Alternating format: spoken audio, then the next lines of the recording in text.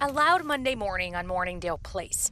Multiple items were thrown out after an EF1 tornado came in. And I saw over to the right kind of a funnel, but not quite like tornado, but I knew it was bad.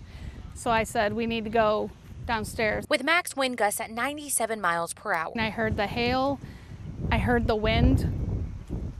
It happened so quickly. South St. Louis County was impacted. Damage was seen at Nikki Kretsch's home. This moment, though, is soothed with the support of friends. Definitely makes you feel good to know you have all your people with you. A few doors down is Jackie Maloney. She's lived here for almost 60 years, and she's never seen a storm like this. She was home Sunday with her daughter. When she ran me into the bathroom, we grabbed each other's hands and I started saying a prayer because if it had been a foot closer, it would have taken out this hole into my house. So I feel like God did good. It's a God thing, I believe. Her faith holds her down after multiple items flew away. The whole garage is gone, everything that was in it. It's going to need a new roof. Maloney's family picks up the pieces for her. Thank God for them.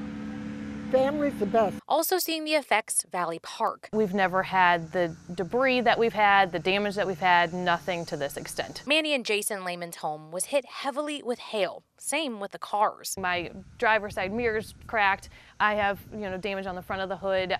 We have them on the side of the cars. The St. Louis County families may be miles apart, but the sentiments are the same. We're very lucky. Yeah. I mean, it could have been a lot worse.